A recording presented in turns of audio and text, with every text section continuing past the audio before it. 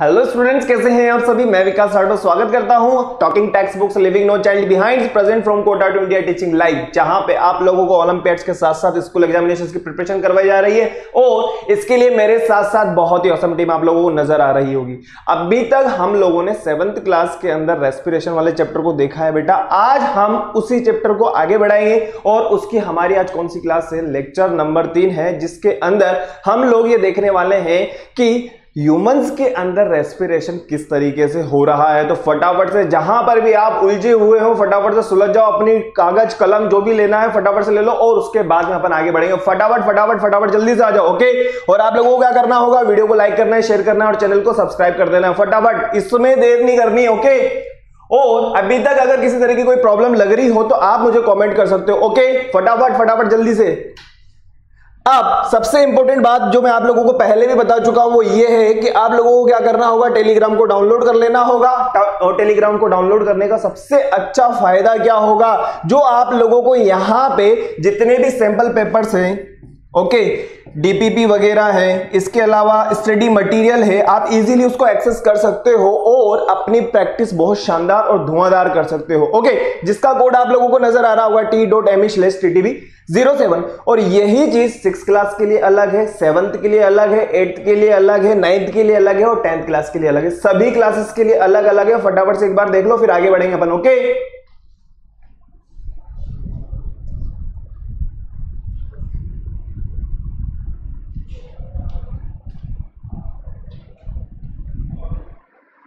और शानदार और फाड़ू तैयारी करने के लिए आप लोगों को क्या करना होगा, आप लोगों को सिर्फ और सिर्फ एक काम करना होगा, वो ये कि आप लोगों को टॉकिंग टेक्स्ट बुक की वेबसाइट पे जाना होगा। एक मिनट, ये बोर्ड हमसे थोड़ा सा नाराज हो गया है, कोई दिक्कत वाली बात नहीं है, इसको मना लेंगे अपन वापस से, कोई दिक्कत नहीं, ओके। तो आप लोगों को क्या करना होगा, आप लोगों को सिर्फ ये करना है, टॉकिंग टेक्स्ट बुक की वेबसाइट पे जाना है www.talkingtextbooks.in पे, ओके। और आपकी जो भी रिलेवेंट क्लास है उसके अकॉर्डिंग आप लोगों को चूज करना होगा। जैसे कि एग्जांपल की अगर मैं बात बताऊं तो यहां पे 6th क्लास यहां पे आप लोगों को नजर आ रही होगी, जिसके अंदर आप लोगों को स्टडी मटेरियल, एक्सपेक्टेड क्वेश्चंस और स्टडी मटेरियल के अलावा मैं बात करूं क्विज वगैरह है, होमवर्क वगैरह है, बहुत कुछ मिलने वाला है। इसके अलावा सबसे इंपॉर्टेंट और जबरदस्त चीज वो है हमारा पर्सनल अटैचमेंट, ओके। अगर आप हमसे सब्सक्रिप्शन ले लेते हो तो जो हमारा पर्सनल अटैचमेंट है वो आपको मिलने वाला है। और आप लोगों को क्या करना होगा, बाय नाउ पे क्लिक करना होगा। क्या करना होगा, बाय नाउ पे क्लिक करना होगा। जैसे बाय नाउ पे क्लिक करोगे बेटा तो होगा क्या कि आप लोग इस वाले पेज पे आ चुके होंगे। एक मिनट, आप इस वाले पेज पे आ चुके होंगे, ओके। और जैसे ही आप इस वाले पेज पे आओगे तो होगा क्या, यहां पे आपको मिलने वाला है 30% डिस्काउंट। कितना डिस्काउंट मिलेगा, 30% डिस्काउंट। वो कैसे, आप लोगों को यूज करना होगा VR लाइव। क्या यूज करना है, VR लाइव। जैसे ही आप इसको अप्लाई करोगे आप लोगों को ओनली कितना पे करना होगा, 6300। सोच करके देखो, 9000 में से ओनली आपको कितना पे करना है, 6300 पे करना है, जिसमें आप लोगों को कितना कुछ मिल रहा है, ओके। स्टडी मटेरियल की मैं बात कर सकता हूं, लाइव एंड रिकॉर्डेड क्लासेस की बात कर सकता हूं, क्विज़ेस वगैरह की बात कर सकता हूं, एक्सपेक्टेड क्वेश्चन, इसके अलावा पेरियोडिक टेस्ट वगैरह आपको मिल रहा है। जैसे ही आप बाय पैकेज पे क्लिक करोगे आप 3rd नंबर वाले पेज पे आ जाओगे और आप अपनी सुविधा अनुसार जो भी आपको सहूलियत लगे, जिसमें आप कंफर्ट हो, उसके अकॉर्डिंग क्या कर सकते हो, पेमेंट कर सकते हो। फिर भी अगर आपको किसी तरह की कोई समस्या हो, किसी तरह की कोई शंका हो तो उसका निदान आपको इस नंबर में मिलेगा, जो है 9549041111। फटाफट से देख लो, आई होप आपको क्लियर हो गया होगा। क्लियर है, चलो फटाफट। तो आज जो हम देखने वाले हैं वो है हमारा L3 respiration in human, okay. चलें आगे, लेकिन उससे पहले क्या करना होगा, cardinal promise. I promise to listen to the complete lecture and make proper notes of it so that I can become a smart student. फटाफट से करो। जो आज हम देखने वाले हैं वो है रेस्पिरेशन इन ह्यूमन। रेस्पिरेशन वाला चैप्टर है, बहुत इंपॉर्टेंट चैप्टर है, ओके। तो अभी तक जो हम लोगों ने देखा है वो था रेस्पिरेशन इन डिफरेंट ऑर्गेनिज्म। जैसे कि अगर मैं बात कहूं आप लोगों से अमीबा की, तो अमीबा रेस्पिरेशन कैसे कर रहा है आप लोगों को पता है ना, सरफेस के थ्रू। मतलब उसकी जो सरफेस है, उसकी जो आउटर मेम्ब्रेन है, उसके थ्रू वो क्या कर रहा है, रेस्पिरेशन कर रहा है। अगर मैं फिश की बात करूं तो फिश किस हिसाब से कर रही है, उसके पास में क्या होते हैं, गिल्स प्रेजेंट होते हैं। क्या प्रेजेंट होते हैं, गिल्स प्रेजेंट होते हैं। नेक्स्ट हम बात करें प्लांट्स के बारे में, तो प्लांट्स भी रेस्पिरेशन कर रहे हैं, जैसा कि हम लोगों ने पिछली क्लास में डिस्कस किया था। किस तरीके से कर रहे हैं एक बार बताओ। लीफ है उसके पास में, जिसके अंदर क्या होते हैं, छोटे छोटे पोर्स होते हैं, जिन्हें क्या कहा जाता है, स्टोमेटा कहा जाता है। ओके, वहां से क्या होता है, गैसेस एक्सचेंज होता है प्लस ट्रांसपिरेशन होता है। नेक्स्ट हम बात करें स्टेम, तो आप लोगों को मैंने बताया था छोटे छोटे एपिडर्मल सेल्स होती हैं और लेंटिकल्स वगैरह होते हैं, उनके थ्रू करते हैं, है ना। और हम बात कर सकते हैं रूट्स, तो रूट्स में क्या होगा, अरे भाई जो रूट्स हेयर होते हैं ना, वो क्या करते हैं, सोइल पार्टिकल के बीच में जहां पे भी गैस के पार्टिकल प्रेजेंट होंगे उनको एब्जॉर्ब कर लेंगे। क्लियर है, चले आगे, चलिए आगे बढ़ते हैं। सबसे पहले जो मैं आप लोगों को बताना चाहता हूं वो है रेस्पिरेशन। रेस्पिरेशन क्या होगा, फटाफट से रेस्पिरेशन के बारे में आप मुझे बताइए, फटाफट कमेंट करो। रेस्पिरेशन क्या होता है, फटाफट रेस्पिरेशन क्या होता है बताइए। आप लोगों को यहां पे एक ऑर्गन नजर आ रहा होगा, इस ऑर्गन से आप समझ रहे होंगे कि रेस्पिरेशन के अंदर ये वाला जो सिस्टम है हमारा कहीं ना कहीं वर्क करता ही करता है। आप लोगों को पता है ना भाई। एक बार बताओ, हम क्या कर रहे हैं, ब्रीदिंग कर रहे हैं ना। मैंने आप लोगों को बताया हुआ है हम लोग ब्रीदिंग कर रहे हैं। ओके, और ब्रीदिंग के साथ साथ हमारा कौन सा वाला पार्ट हो रहा है, हमारे फूड का ऑक्सीडेशन हो रहा है। लेकिन ऑक्सीडेशन किस हिसाब से हो रहा होगा बताइए, जिसके अंदर हमारे लंग्स यूज कर होते हैं, और लंग्स में क्या होता है, गैसेस एक्सचेंज होता है। यानी कि मैं ये बात कह सकता हूं, हम क्या ले रहे हैं, मिक्सचर ऑफ गैसेस ले रहे हैं। कहने का मतलब हम एयर ले रहे हैं। ओके, और वो एयर किस हिसाब से ले रहे हैं, फिजिकल प्रोसेस के थ्रू ले रहे हैं। तो मैं ये कह सकता हूं respiration is an essential physiological activity of all organism. फटाफट से देखो फिर आगे बढ़ेंगे। देखो रेस्पिरेशन के बारे में मैंने आपको पहले भी बताया हुआ है, व्हाट इज रेस्पिरेशन। देखो जो आज हमारे साथ में नए जुड़े हैं, नो प्रॉब्लम, कोई दिक्कत वाली बात नहीं है बेटा। बस आपको थोड़ा सा क्या रखना होगा, सब्र रखना होगा, पेशेंस रखना है। क्लियर है। देखो रेस्पिरेशन को पहले हम समझेंगे फिर आगे बढ़ेंगे, टेंशन वाली बात नहीं। जो भी स्टूडेंट्स आज हमारे साथ में नया है कोई दिक्कत नहीं है। ओके, कोई दिक्कत नहीं आएगी, टेंशन वाली बात नहीं, लेकिन थोड़ा सा सब्र रखना है। ऐसा नहीं कि सर मुझे समझ में ही नहीं आ रहा सर, अरे भाई हम लोगों ने ऑलरेडी 2 क्लासेस ले ली है तो थोड़ा सा स्पीड लेंगे, लेकिन जो हमने पिछली क्लासेस के अंदर पढ़ा है मैं आप लोगों को यहां पे समझा दूंगा। लेकिन सबसे पहले यहां देखो आप लोग, मैं आपको एक चीज बताना चाहता हूं, वो है रेस्पिरेशन। रेस्पिरेशन के अंदर सबसे पहले हम बात करते हैं प्लांट्स के अंदर रेस्पिरेशन किस तरीके से हो रहा है। किस तरीके से हो रहा है आप लोगों को पता होगा, बहुत इंपॉर्टेंट प्रोसेस होती है जिसे कहा जाता है फोटोसिंथेसिस। फोटोसिंथेसिस, और आप लोगों ने फिजिक्स में पढ़ा होगा फोटोसिंथेसिस में कि फोटोन्स का मतलब क्या होता है, लाइट एनर्जी होता है। क्या होता है, लाइट एनर्जी यूज होती है। अब ये लाइट एनर्जी कहां से मिलेगी बेटा, मुझे तो ये बताइए आप लोग। ये लाइट एनर्जी मिलेगी सन से। अब सन क्या है आप लोगों को पता है ही सही, सन से क्या हो रहा है, सनरेज आ रही है ना, सनरेज आ रही है। और सनरेज आ रही है तो एक बार बताओ वो सनरेज कहां आएंगी, प्लांट्स के पास में आएगी। और प्लांट्स में क्या होते हैं, छोटे छोटे पोर्स होते हैं, छोटे छोटे छेद होते हैं, उन्हें क्या कहा जाता है, स्टोमेटा कहा जाता है। और स्टोमेटा जो होते हैं आप लोगों को मैंने बताया हुआ है, स्टोमेटा ओपन क्लोज होते रहते हैं, जिसकी वजह से क्या होगा, गैसेस एक्सचेंज और ट्रांसपिरेशन होता रहता है। और यहां से क्या होगा, CO2 तो यूज हो जाएगी भाई, CO2 तो हम रिलीज कर रहे हैं ना, हम लोग क्या कर रहे हैं, CO2 को रिलीज कर रहे हैं। और ये क्या रिलीज कर रहे हैं, ये ऑक्सीजन को रिलीज कर रहे हैं। अब ये ऑक्सीजन किसके काम आ रही है, हमारे काम आ रही है। ओके, और जब ये ऑक्सीजन हमारी बॉडी में जाएगी तो क्या होगा, फूड का ऑक्सीडेशन होगा और हमारी बॉडी के अंदर एनर्जी आ जाएगी। क्या आ जाएगी, एनर्जी आ जाएगी। क्लियर है, बहुत सिंपल है। मतलब ये हो गया कि प्लांट्स तो क्या कर रहे हैं, ऑक्सीजन रिलीज कर रहे हैं, और हम क्या कर रहे हैं, हम CO2 रिलीज कर रहे हैं। CO2 किसके काम आ रही है, प्लांट्स के, और ऑक्सीजन किसके काम आ रही है, हमारे। फटाफट से देखो फिर आगे बढ़ेंगे। ओके, क्लियर है।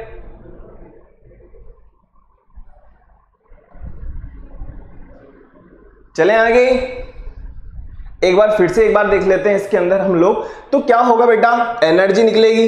ओके, एनर्जी हमारे काम आ ही रही है। ओके, इसके अलावा हम कार्बन डाइऑक्साइड भी रिलीज कर रहे हैं जो किसके काम आएगा। अरे भाई एक बार बताओ, प्लांट्स वगैरह के यूज होगा ना, क्लियर है ना। चलें आगे, चलिए अब हम कह सकते हैं कि रेस्पिरेशन कैसा प्रोसेस है। तो फटाफट आप लोगों के सामने नजर आ रहा होगा, रेस्पिरेशन एक ऐसा प्रोसेस है जिसके अंदर ऑर्गेनिज्म क्या करेंगे, अरे भाई एनर्जी का प्रोडक्शन होगा। मतलब process in living organism involving the production of energy typically with the intake of oxygen, भाई ऑक्सीजन तो हम ले ही रहे हैं, and the release of carbon dioxide. और किसके थ्रू होगा, आप लोगों को मैंने बहुत अच्छे से समझा दिया है, किसके थ्रू होगा, ऑक्सीडेशन ऑफ फूड के थ्रू होगा। चलिए फटाफट से देखो, नजर आ रहा है ना। चलें आगे,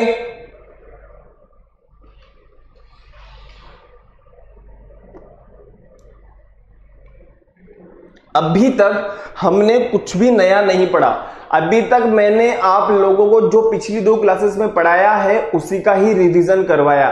सिंपल सी बात है भाई साहब, मैंने आपको सिर्फ और सिर्फ रेस्पिरेशन के बारे में समझाया और इतनी नॉलेज हम लोग रखते ही रखते हैं, ठीक है।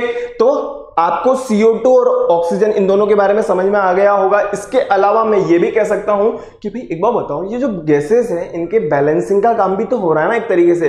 प्लांट्स अगर हम काटते चले जाएंगे तो ऑक्सीजन कहां से लाएंगे, ऑक्सीजन कैसे रिलीज होगी। तो इसीलिए, और आप लोगों को पता है ग्लोबल वार्मिंग की वजह से क्या हो रहा है, CO2 का परसेंटेज बढ़ता जा रहा है। और उसका कारण क्या है, हम प्लांट्स काटते जा रहे हैं। और वो प्लांट्स का रीजन क्या होगा, आप लोगों को बहुत अच्छी तरीके से पता है, पॉपुलेशन, सीधी सी बात है ना। चलें आगे, चलिए नेक्स्ट हम बात करते हैं टाइप्स ऑफ रेस्पिरेशन। जो भी स्टूडेंट्स पिछली क्लास में होंगे मैंने उन लोगों को बताया था टाइप्स ऑफ रेस्पिरेशन में। तो जो ऑक्सीजन की प्रेजेंस में हो रहा है उसे क्या कहा जाएगा, एरोबिक रेस्पिरेशन। और जो ऑक्सीजन की एब्सेंस में हो रहा है उसे कहा जाएगा एनाएरोबिक रेस्पिरेशन। से फटाफट से देखो, फिर इसके बाद में एक बार आप लोगों को समझाता हूं, क्लियर है। देखो एरोबिक रेस्पिरेशन के बारे में मैं बात करता हूं, किसके बारे में, एरोबिक रेस्पिरेशन के बारे में बात कर रहा हूं। देखो एरोबिक रेस्पिरेशन क्या होता है, इसके अंदर जब हम ऑक्सीजन ले रहे होते हैं ना, तो होता क्या है बेटा, ये हमारा फूड होता है, उस फूड का ऑक्सीडेशन होगा। सबसे पहले क्या होगा, ग्लाइकोलाइसिस। ग्लाइकोलाइसिस वाली प्रोसेस में वो किसके अंदर कन्वर्ट होगा, पायरुविक एसिड के अंदर। अब यहां पे प्रेजेंस ऑफ CO2 मतलब के प्रेजेंस ऑफ O2, ऑक्सीजन की प्रेजेंस में किस में कन्वर्ट हो जाएगा, कार्बन डाइऑक्साइड H2O। और उस फूड का जब ऑक्सीडेशन होगा तो हमें कितनी एनर्जी मिलेगी, 38 ATP। इसीलिए जो रेस्पिरेशन, जो एरोबिक रेस्पिरेशन होता है उसमें हमें एनर्जी ज्यादा मिलती है। सोच करके देखो, हमें एक मॉलिक्यूल से कितनी एटीपी एनर्जी मिल रही है, 38 ATP एनर्जी मिल रही है। ओके, अब हम बात करते हैं एनाएरोबिक रेस्पिरेशन के बारे में। यहां पे भी फूड का ऑक्सीडेशन होगा। ओके, जहां पे भी हमारा फूड का ऑक्सीडेशन हो रहा है, लेकिन ये किसके अंदर कन्वर्ट हो रहा है, लैक्टिक एसिड। और यहां पे क्या बन रहा है, एथेनॉल बन रहा है और कार्बन डाइऑक्साइड बन रहा है। अब फर्मेंटेशन वाली जो प्रोसेस होती है, कौन सी प्रोसेस की मैं बात कर रहा हूं, फर्मेंटेशन की जो प्रोसेस होती है वहां पे यूज होता है यीस्ट। और मैंने आप लोगों को NCERT की पूरी लैंग्वेज में समझाया था कि यीस्ट का जो यूज होता है, आप लोगों को पता होगा ब्रेड वगैरह बनाने में, अल्कोहल वगैरह बनाने में, वाइन वगैरह बनाने में, वहां पे क्या होता है, यीस्ट वगैरह का यूज होता है। किस प्रोसेस के थ्रू, फर्मेंटेशन के थ्रू। किसके थ्रू होता है बेटा, फर्मेंटेशन के थ्रू होता है। फटाफट से एक वर्ड बिल्कुल क्लियर लिखा हुआ है, फटाफट से देखते चले जाइए। It is the process of oxidation of organic molecules in the absence of oxygen and produce alcoholic beverage. Okay, clear. Types of respiration समझ में आ गया ना। चलें आगे, चलिए अब हम बात करते हैं रेस्पिरेशन इन रूट्स। अब एक बार बताओ, रेस्पिरेशन इन रूट्स का मतलब सिंपल सी बात, आप खुद सोच करके देखो, रूट्स के थ्रू रेस्पिरेशन किस तरीके से होगा। अब आप लोगों को पता होगा कि जो रूट्स होती हैं प्लांट्स की, वो कहां होती हैं, भाई जमीन के अंदर होती है ना, अंडर द ग्राउंड होती है, ठीक है। अब जब सोइल पार्टिकल के बीच में या बिटवीन सोइल पार्टिकल्स की मैं बात करूं, तो वहां पे क्या होता है, गैसेस प्रेजेंट होती है, गैसेस प्रेजेंट होगी तो रूट हेयर के थ्रू क्या होता है, गैसेस एक्सचेंज होता है। किसके थ्रू होता है, गैसेस एक्सचेंज किसके थ्रू होगा, रूट हेयर के थ्रू होगा। और किस प्रोसेस के थ्रू होता है, सिंपल डिफ्यूजन के थ्रू होता है। क्लियर है, यहां पे आप लोगों को नजर भी आ रहा होगा, roots absorb oxygen from air present in between soil particle through the root hair. और ये छोटे छोटे जो आपको नजर आ रहे हैं ना, ये छोटे छोटे ये होते हैं रूट हेयर। ओके, क्लियर है। चलिए, हम लोगों ने पहले भी इसके बारे में देख लिया था, रेस्पिरेशन इन स्टेम। अब स्टेम भी दो टाइप की होती है, आपको पता होगा। अगर मैं हर्बीवोर्स प्लांट्स की बात करूं तो उनका जो स्टेम होता है वो कैसा होता है, हमेशा ग्रीन रहता है। तो उसमें क्या होते हैं, छोटे छोटे पोर्स प्रेजेंट होते हैं, एपिडर्मल पोर्स होते हैं। क्या होते हैं, एपिडर्मिस पोर्स होते हैं। क्या होते हैं बेटा, जिन्हें कहा जाता है स्टोमेटा। और उनके थ्रू वो क्या करते हैं, गैसेस एक्सचेंज करते हैं। अगर वुडी प्लांट्स की मैं बात करूं तो वुडी प्लांट्स में क्या प्रेजेंट होंगे, लेंटिकल्स प्रेजेंट होते हैं। क्या होते हैं, लेंटिकल्स के थ्रू वो क्या करेंगे, गैसेस एक्सचेंज करेंगे। फटाफट से देखो, फिर आगे बढ़ेंगे अपन फटाफट। मैं आप लोगों को पहले भी इसके बारे में पढ़ा चुका हूं। ये तो छोटे छोटे पोर्स आपको नजर आ रहे होंगे ना यहां पे, ये छोटे छोटे पोर्स। एक मिनट में एक बार इंक चेंज करके बताता हूं आपको। ये छोटे छोटे पोर्स है ना बेटा, इन्हें कहा जाता है स्टोमेटा, है ना। और देखो, अब लेंटिकल्स के बारे में बात करते हैं। देखो, ये छोटे छोटे आपको नजर आ रहे होंगे, यहां से क्या होता है, गैसेस एक्सचेंज होती। क्लियर है, चलें आगे। Respiration by roots, respiration by stem, दोनों हो चुका है हमारा। अब हम बात करते हैं रेस्पिरेशन इन लीव्स। लेकिन उससे पहले मैं आप लोगों को ये वाली डायग्राम बताना देना चाहता हूं। अब आपने लीव्स देखी है क्या, घर से बाहर निकलो, सॉरी घर से बाहर निकलोगे ना आप लोगों को नजर आ जाएगी। कोई सी भी लीव्स को देखना, उसमें क्या होते हैं, छोटे छोटे पोर्स होते हैं, जिनको क्या कहा जाता है, जिनको कहा जाता है स्टोमेटा। क्या कहा जाता है, स्टोमेटा कहा जाता है बेटा। ये ओपन है, ये क्लोज है, ये ओपन है, ये क्लोज है। और ये जो स्ट्रक्चर है ना, ग्रीन ग्रीन ग्रीन, यहां इसे कहा जाता है क्लोरोप्लास्ट। और क्लोरोप्लास्ट में होती है हमारी फोटोसिंथेसिस वाली प्रोसेस, जिसके अंदर ऑक्सीजन रिलीज होती है। क्लियर है, एक बार अपन पीछे चलते हैं फटाफट से। अब आप लोगों को नजर आ रहा होगा, surface of leaf possess numerous tiny pores, जिन्हें क्या कहा जाता है, स्टोमेटा कहा जाता है। ओके, और स्टोमेटा से क्या होता है, गैसेस एक्सचेंज होगा। मतलब CO2 तो अंदर चली जाएगी और ऑक्सीजन हमें बाहर मिल जाएगी। क्लियर है, स्टोमेटा के थ्रू हो रहा है। नेक्स्ट हम बात करें, leaves and young stem are ideally suited to quick exchange of gases. इससे पहले हम लोगों ने देख ही लिया है। क्लियर है, आगे बढ़ते हैं। नेक्स्ट है, the organ have a covering of nearly impermeable epidermis for reducing loss of water. Clear, और मैंने आप लोगों को गार्ड सेल के बारे में बताया ना, गार्ड सेल। भाई स्टोमेटा को ओपन और क्लोज करने के लिए, किसको, स्टोमेटा छोटा सा छेद है और कुछ नहीं। इसको ओपन क्लोज करने के लिए कौन है, गार्ड सेल्स होती। क्लियर, चलें आगे एक बार देख लो। ये लीफ है, लीफ में क्या प्रेजेंट है, छोटा सा पोर है, जिसे हमने क्या कहा है, स्टोमेटा। यहां पे क्या होगा, CO2 जाएगी और वाटर ट्रांसपिरेशन में हेल्प करेगा, ऑक्सीजन हमारे काम की आ जाएगी। ओके, जैसा कि यहां पे आप लोगों को नजर आ रहा होगा। और ये जो आपको नजर आ रहा है ना बेटा, इसे कहा जाता है गार्ड सेल। जो बीन शेप है ना, इसे कहा जाता है किडनी शेप, इसे कहा जाता है गार्ड सेल्स। क्लियर, और गार्ड सेल के पास में क्या होता है, खुद का न्यूक्लियस होता है। क्लियर, क्लोरोप्लास्ट प्रेजेंट होते हैं इनके पास में, वैक्यूल्स होते हैं। चलें आगे। चलिए फटाफट से, मैंने आप लोगों को अमीबा के बारे में बता दिया था। इसमें क्या होता है, सरफेस के थ्रू होता है। चलें फटाफट से। रेस्पिरेशन अर्थवॉर्म की अगर अपन बात करें, स्किन के थ्रू होता है। रेस्पिरेशन फिश की अगर मैं बात करता हूं तो फिश में कैसे होगा, गिल्स के थ्रू होगा। तो अब हम जो बात करना चाहते हैं वो है रेस्पिरेशन इन ह्यूमन, कि सर ह्यूमन में किस तरीके से होगा। तो सबसे पहले आप लोग इस वाली इमेज को देखो। क्या हमारी जो नोज है वो रेस्पिरेशन में कहीं ना कहीं हमारी हेल्प कर रही है? हाँ सर, बिल्कुल कर रही है। वो हमारी फर्स्ट स्टेप है, हमारी नोज। क्लियर है ना भाई? एक बार बताओ, करने में तो हम माउथ से भी कर सकते हैं, कोई दिक्कत वाली बात नहीं है। लेकिन जो हमारा पर्टिकुलर ऑर्गन है वो हमारी नोज है, ओके। और यहीं पे आप लोगों को नजर आ रहा होगा ऑक्सीजन है, फॉरेन पार्टिकल्स वगैरह। अब ऑक्सीजन को फिल्टर करने में कौन हेल्प करता है? हमारी नोज में प्रेजेंट होते हैं ना छोटे छोटे हेयर, आप लोगों को नजर भी आते होंगे कभी कभी, लेकिन क्या माउथ में होते हैं क्या? इसीलिए माउथ के थ्रू नहीं करना है। अगर आपको सर्दी जुकाम है तो उस केस की बात अलग हो जाती है, लेकिन हमें कोशिश यही करनी है कि हमें जो रेस्पिरेशन या हम ब्रीथ इन ब्रीथ आउट कर रहे हैं वो हमें नोज से ही करना है। पहले इस इमेज को देखो फिर आगे चलेंगे अपन, ओके। जैसा कि यहां पे लिखा हुआ है hairs and mucus in the nasal passage filter air, they block dust particle from entering the body. और आप लोगों को पता होगा जो हमारी जो नोज होती है वो नोज हल्की सी कैसी होती है भाई? मॉइस्ट होती है, ऐसा थोड़ी ना बिल्कुल सूखी होती है ना? तो वो म्यूकस की वजह से थोड़ी सी मॉइस्ट होती है। क्लियर है? फटाफट से देखो।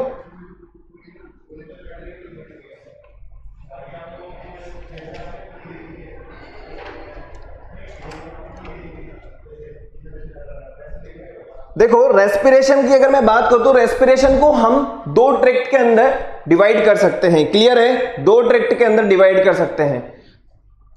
फटाफट से हम हमारे टॉपिक के ऊपर आ जाते हैं, जिसके अंदर आप लोगों को यहां पे नॉस्ट्रिल्स नजर आएंगे, नेजल कैविटी, इसके अलावा इंटरनल नर्व्स, और लास्ट होगा हमारा यहां तक ट्रेकिया तक, सॉरी लैरिंग्स तक।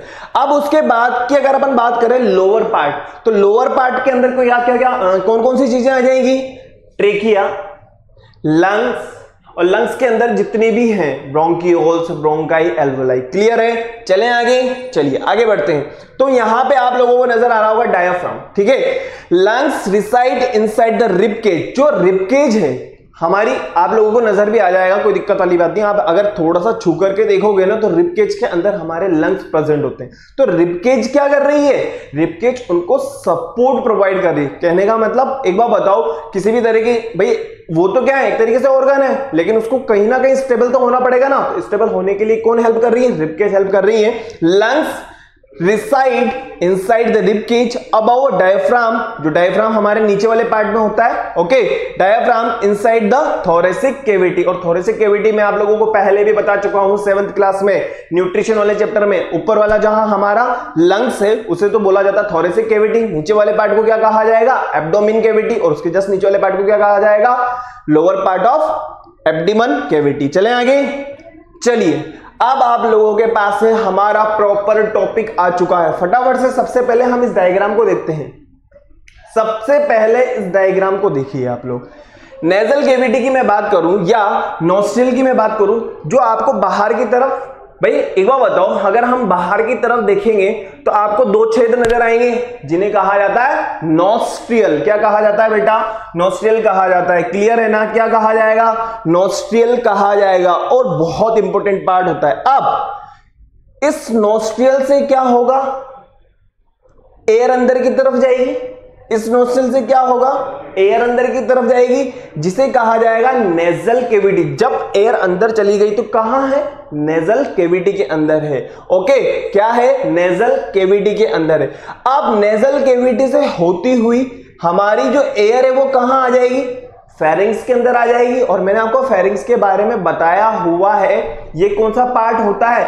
Common part of nasal cavity और ओरल कैविटी। यानी कि मैं ये बात कह सकता हूं कि जो फेरिंग्स होता है वो नेजोफेरिंग्स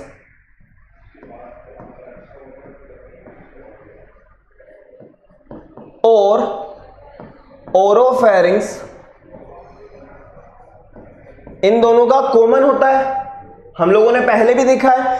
अब जो एयर है वो कहां आ जाएगी? लैरिंग्स में आ जाएगी। कहां आ जाएगी? लैरिंग्स के यहां पे आ जाएगी, और लैरिंग्स से होती हुई ट्रेकिया, ट्रेकिया से होती हुई ब्रोंकाई, ब्रोंकाई से ब्रोंकियोल्स, और ब्रोंकियोल से होती हुई ये छोटे छोटे पार्ट्स होते हैं जिन्हें कहा जाता है एल्वेलाई। पहले इस वाले डायग्राम को समझो, ओके। अब हम जस्ट नीचे वाले पार्ट की बात करते हैं, जैसा कि यहां पे आप लोगों को नजर आ रहा होगा। इस वाले पार्ट की मैं बात कर रहा हूं, ओके। इस वाले पार्ट की बात कर रहा हूं। इसे क्या कहा जाता है बेटा? डायाफ्राम। क्या कहा जाता है? डायाफ्राम। फटाफट से देखो फिर आगे बढ़ेंगे।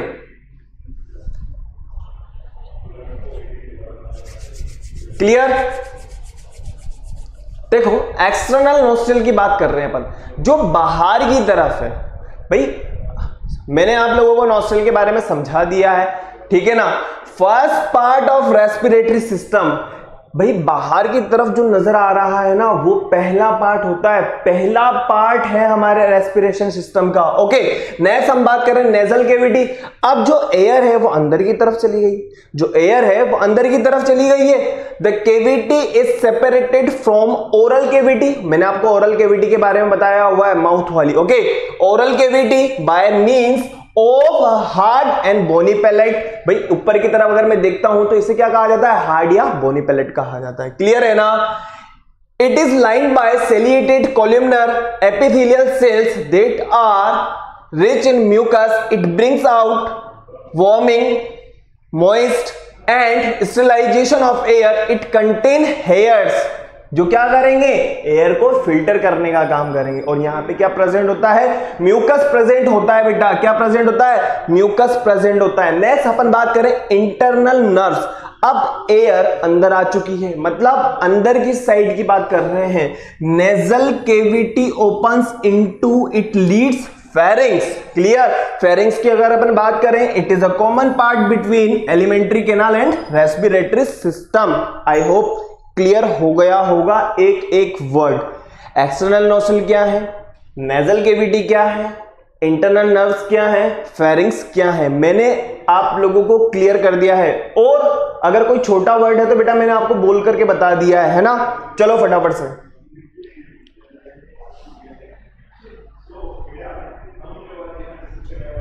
अब आप सबसे इंपॉर्टेंट अगर अपन बात कहें, ये जो हमारा ट्रेकिया है ना बेटा, ये छोटी छोटी रिंग्स से क्या होता है, इस तरीके से यहां पे आपको स्ट्रक्चर देखने को मिलेगी। क्लियर है। तो ये है क्या, rings of cartilage prevents wind pipe from collapsing in any situation. एक बात बताओ, ये जो रिंग है सी शेप, मतलब सी शेप में छल्ले होते हैं यहाँ पे। ओके, जो सी शेप होता है ना उस टाइप से इस तरीके से लगे हुए होते हैं। ओके, इस टाइप से लगे होते हैं, इस टाइप से लगे हुए होते हैं, जो इस पाइप को क्या किससे रोकेंगे, मतलब किस चीज से बचाएंगे, वो बचाएंगे कोलैप्सिंग से। ताकि अगर मान लीजिए कोलैप्सिंग हो जाएगी, कोलैप्स हो जाएगी अगर ये हमारी ट्रेकिया, तो क्या होगा, हम कितनी एयर लें लेकिन वो लंग्स तक पहुंचेगी नहीं, और लंग्स तक पहुंचेगी नहीं तो क्या होगा, कुछ भी नहीं, सीधी सी बात है, अल्लाह को प्यारे हो जाएंगे हम लोग। ओके, फटाफट से देखो।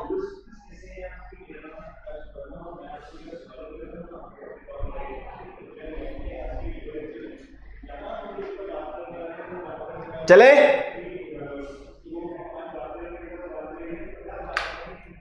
चलिए अब हम बात करते हैं लैरिंग्स पे। ओके, मतलब कि हम जो बोल रहे हैं, साउंड बॉक्स की बात कर रहा हूं मैं। Okay, it is an enlarge part of trachea. Trachea का कौन सा पार्ट होगा, एनलार्ज पार्ट, जो बाहर की तरफ निकला हुआ होता है, जस्ट इससे नीचे वाले पार्ट को ट्रेकिया कहा जाएगा। Okay, it is an enlarge part of trachea which is also known as voice box, जिसको और क्या कहा जाता है, वॉइस बॉक्स भी कहा जाता है। आप लोगों को पता होगा जो थोड़ा सा बाहर की तरफ निकला हुआ है ना ये हमारे, ओके, जिसे क्या कहा जाता है, एडम्स एप्पल कहा जाता है। क्लियर।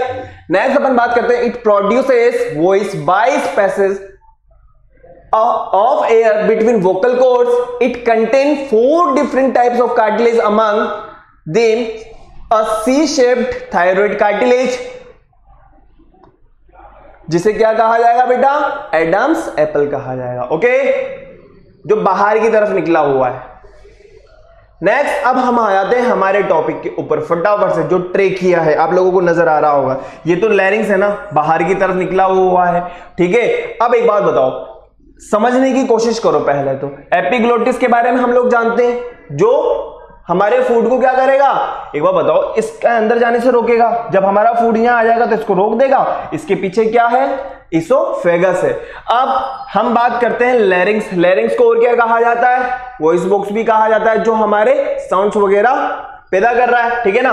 नेक्स्ट अपन बात करें अब ट्रेकिया की। किसकी बात कर रहे हैं अपन, ट्रेकिया की बात कर रहे हैं, जो आप लोगों को यहां पे नजर आ रही होगी। अब बात सुनिएगा, it is also called wind pipe. इसको और क्या कहा जाता है, विंड पाइप भी कहा जाता है। It is 10 to 12 centimetre long tube. It is wall are support by 16 to 20 C-shaped cartilaginous rings which prevents them collapsing. ताकि ये कोलैप्स ना हो। ओके, कोलैप्सिंग से बचाते हैं कौन से, जो सी शेप्ड लाइक स्ट्रक्चर्स होती है यहां पे। क्लियर है ना?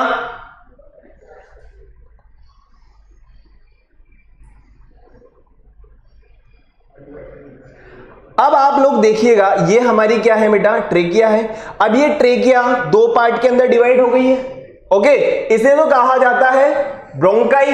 ओके, और ब्रोंकाई भी क्या है, डिफरेंट डिफरेंट पार्ट्स के अंदर क्या है, डिवाइड हो गई है, जिन्हें कहा जाता है ब्रोंकियोल्स। और ब्रोंकियोल्स जहां पे जाके मिलेंगी उन्हें कहा जाता है एल्वेलाई। क्लियर है?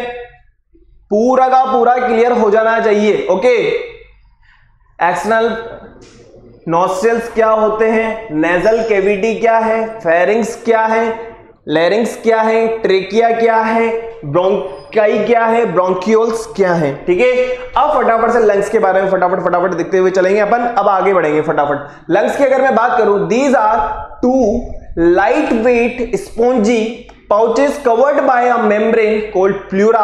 Bronchi are further branched into several bronchioles. जैसा कि मैंने आप लोगों को कहा ना भाई, ये हमारी ट्रेकिया है, ये हमारी ट्रेकिया है, ये हमारी ट्रेकिया है। और ये ट्रेकिया दो पार्ट के अंदर डिवाइड हो गई है ना, डिवाइड हो गई ना। अब इन्हें हमने क्या कहा है, ब्रोंकियोल्स। और सॉरी, ब्रोंकाई के अंदर कन्वर्ट हो, ब्रोंकाई के अंदर डिवाइड हो गई है। और ये ब्रोंकाई जो है किसमें डिवाइड हो जाएगी, ब्रोंकियोल्स के अंदर डिवाइड हो जाएगी। किसके अंदर डिवाइड हो जाएगी, ब्रोंकियोल्स के अंदर डिवाइड हो जाएगी। और ये जो ब्रोंकियोल्स है वो कहां पे आएंगी, एल्वेलाई के अंदर आएंगी बेटा। ओके, डायफ्राम में आपको ऑलरेडी पहले बता चुका हूं। फटाफट से चले आगे, चलिए फटाफट से अब हम बात करते हैं मैकेनिज्म ऑफ ब्रीदिंग। इनहेलेशन और एक्सहेलेशन, सिंपल सी बात है। इनहेलेशन की अगर मैं बात करूं, when thoracic volume increase, air rushes into the lungs through the trachea and nostrils. Exhalation की अगर मैं बात करता हूं, when air volume gets reduced and CO2 is push out from the lungs into the air through the trachea and nostril. मतलब कि inhalation और exhalation जो है पूरा का पूरा हमारा प्रेशर के और वॉल्यूम का मतलब इनवर्स रिलेशन है। सिंपल सी बात है, किसका, प्रेशर और हमारे वॉल्यूम का इनवर्सली प्रोपोर्शनल है। सिंपल सी बात है। क्लियर? आप लोगों को नजर आ रहा होगा, डायफ्राम ऊपर की तरफ है, डायफ्राम वापस से नीचे की तरफ चला जाएगा। इनहेलेशन में क्या होगा, डायफ्राम मूव्स डाउन, और एक्सहेलेशन के अंदर क्या होगा, डायफ्राम मूव्स बैक। चलें आगे, फटाफट से देख लो बेटा।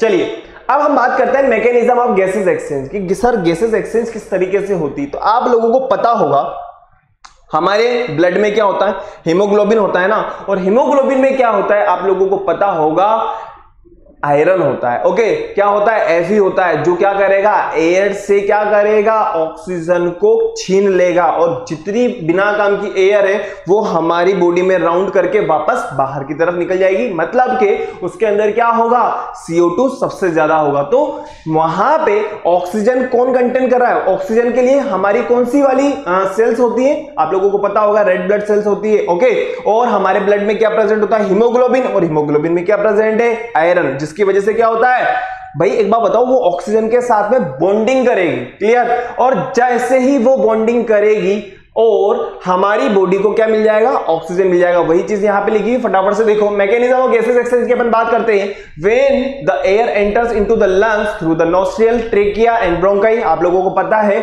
सबसे पहले जो एयर है वो एक्सटर्नल नॉस्ट्रिल से होती हुई कहां आएगी, ट्रेकिया के पास, ट्रेकिया से होती हुई ब्रोंकाई के पास, ब्रोंकाई से होती हुई ब्रोंकियोल्स के पास, ब्रोंकियोल्स से होती हुई एल्वेलाई के पास में चली जाएगी।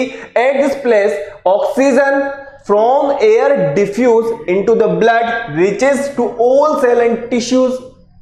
This oxygen now diffuse into the cell and utilized by oxidation of food and produce energy। मतलब ये होगा कि जब हमारी ऑक्सीजन या हमारी बॉडी के अंदर जब ऑक्सीजन चली जाएगी तो वो क्या होगा, फूड का ऑक्सीडेशन होगा।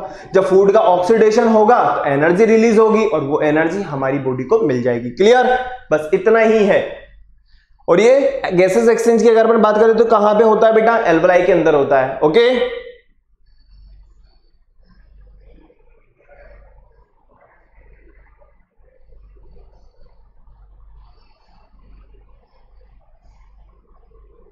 लिख लिया ना। चलिए अब अपन बात करते हैं control of respiration. Control of respiration की अगर सबसे पहले अपन बात करेंगे बेटा कि रेस्पिरेशन, एनारोबिक रेस्पिरेशन क्या होता है और एरोबिक रेस्पिरेशन क्या होता है। देखो कंट्रोल ऑफ रेस्पिरेशन की अगर अपन बात करें, respiration is controlled by the respiratory centre situated in medulla oblongata. जो रेस्पिरेशन होता है ना वो किसके थ्रू कंट्रोल होता है, वो होता है हमारी बॉडी का मेडुला ऑब्लांगेटा, जो कहां प्रेजेंट होगा, ब्रेन के अंदर प्रेजेंट होगा। कहां प्रेजेंट होगा, ब्रेन के अंदर प्रेजेंट होगा। Under normal condition the rate of 12 to 18, मतलब कि अगर हम नॉर्मल कंडीशन में हैं तो हम कितनी बार रेस्पिरेशन करेंगे बेटा, हमारी बॉडी कितनी बार डिमांड करेगी, 12 to 18 टाइम्स। ओके, लेकिन जब हम एक्सरसाइज कर रहे हैं या हम कहीं दौड़ भाग कर रहे हैं तो हमारी बॉडी कितने टाइम करेगी, 20 to 25। ओके, नेक्स्ट अपन बात करें तो total area of gases exchange covered by 300 million alveoli is about 36 to 72 metre square in each lungs. Cellular respiration की अपन बात करेंगे अब फटाफट से। ओके,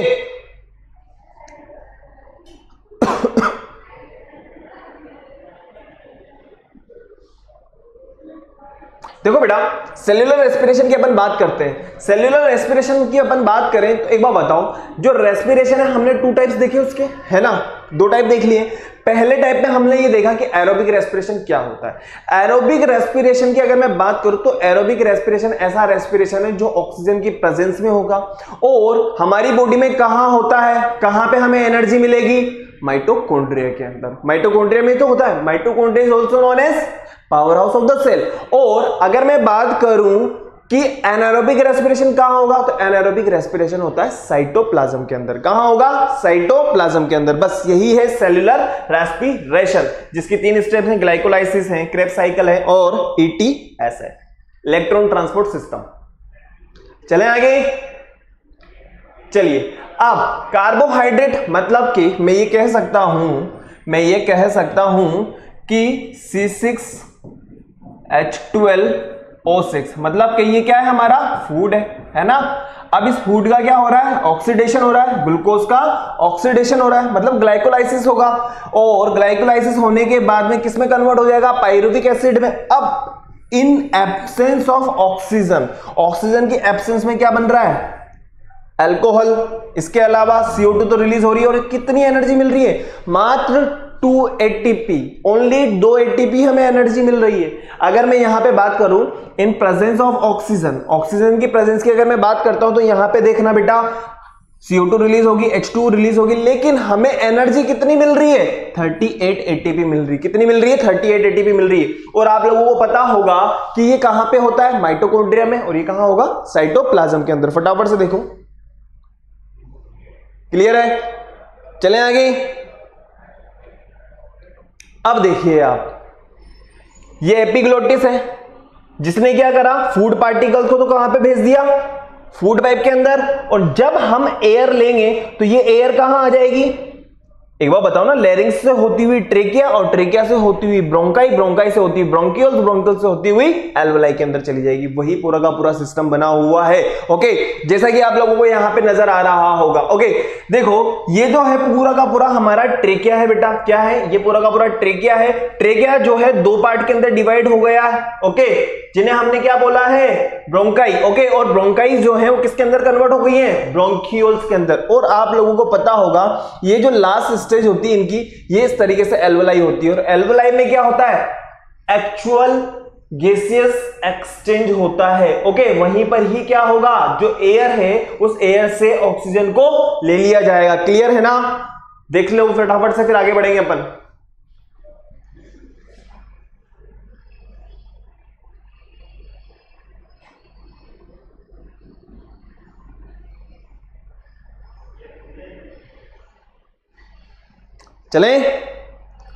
चलिए फटाफट से, अब आप लोगों के सामने कुछ क्वेश्चन है। What are the stages of respiration, क्या बता सकते हैं हम, फटाफट से बता दीजिए। अरे भाई, एरोबिक रेस्पिरेशन होता है और एनारोबिक रेस्पिरेशन होता है, जिसके अंदर क्या होता है, ग्लाइकोलाइसिस होता है, क्रेब्स साइकिल वगैरह हमने देखा है। इसके अलावा हमने ये भी देखा है कि पायरुविक एसिड वगैरह बनता है ना।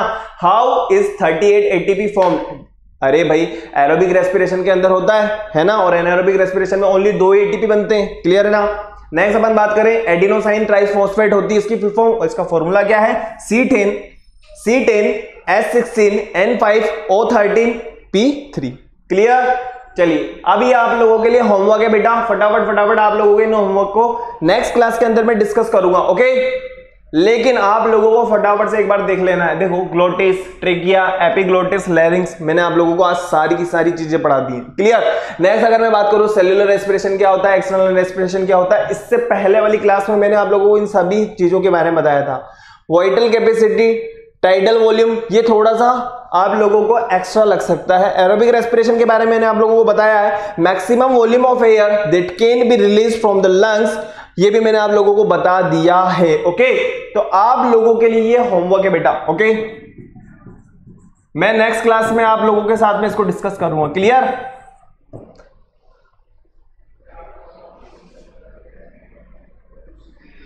तो आप लोगों को क्या करना होगा, जो अभी तक हमारी 3 क्लासेस हो चुकी है ना, उन क्लासेस में अगर किसी तरह का कोई डाउट है तो आप मुझे यहां पे कमेंट कर सकते हो, ताकि अपन बेटा आगे और पढ़ेंगे, ठीक है।